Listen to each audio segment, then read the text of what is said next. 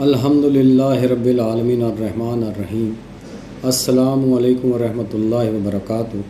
تصوف کے جوہری پہلو کے سلسلے میں آج کا واقعہ، آج کی بات، کرامات اولیاء، معاملات اولیاء۔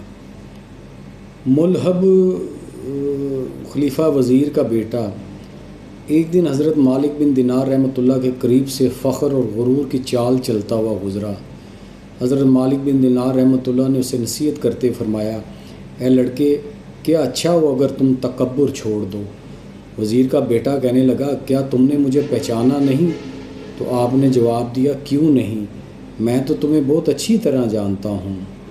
اور پھر قرآن کی آیت پڑھی، یعنی تمہاری ابتدا تو ایک ناپاک نطفہ ہے اور تمہاری انتہا بدبودار جسم ہے، اور درمیانی حالت یہ ہے کہ نجاست اٹھائے پھرتے ہو۔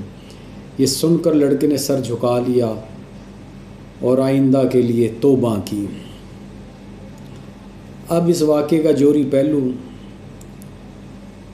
واضح ہے کہ اس وزیر کے بیٹے کی چال اور اس کا تکبر غرور دیکھ کر حضرت مالک بن دینار رحمۃ اللہ نے اسے روکا اور اسے نصیحت کرنے کی کوشش کی، جو کہ ایک صوفی کا کام ہے۔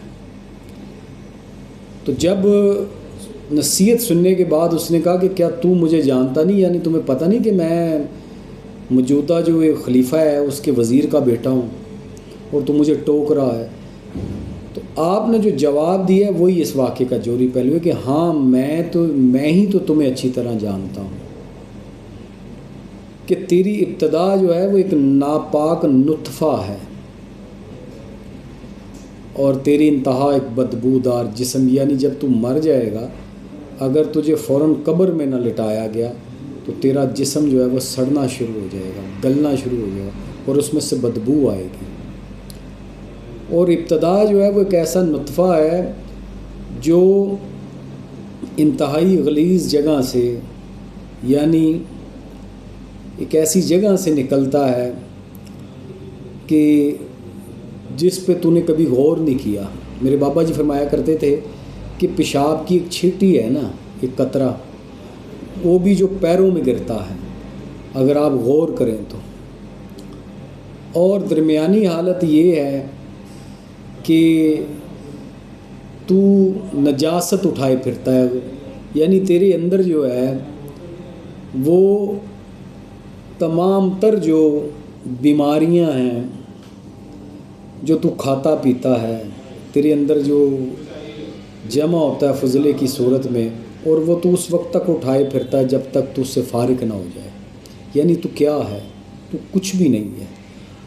تو ایک وزیر کا بیٹا ہوتے ہوئے بھی کچھ نہیں ہے، کیونکہ تیری اصل حقیقت یہ ہے۔ اس لیے آپ نے فرمایا کہ میں تجھے جانتا ہوں، میں ہی تو ہوں جو تجھے جانتا ہوں۔ اب یہ دوسرا جو جوہری پہلو ہے اس واقعے کا وہ یہ ہے کہ حضرت مالک بن دینار رحمۃ اللہ نے اسے جب یہ کہا کہ میں ہی تو ہوں جو تمہیں جانتا ہوں، اور پھر اسے ساری یہ تعریف سنائی کہ تو کیا ہے، یعنی حقیقت بتائی، تو اصل میں یہ وہ شخص ہی بتا سکتا ہے جو خود کو بھی جانتا ہو۔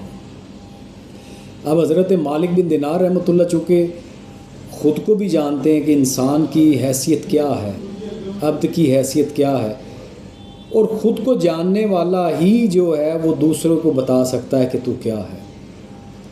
تو یہ اس واقعے کا دوسرا جوہری پہلو ہے، اور یہی اصل پہلو ہے۔ صوفیہ کے جو معاملات ہیں ان میں سے پہلا معاملہ اور جو پہلا جوہری پہلو وہ یہی ہے کہ ہمیشہ انہوں نے کہ انسان کو ان کی شناخت بتائی ہے کہ تم کیا ہو، تم کون ہو، تمہاری حیثیت کیا ہے، ابتدا کیا ہے، انتہا کیا ہے۔ یہاں سے وہ شروع کرتے ہیں اپنی تعلیمات، اور یہی تعلیمات دیتے ہوئے وہ پھر عام آدمی کو، عام انسان کو اللہ کی طرف جو ہے وہ راغب کرتے ہیں۔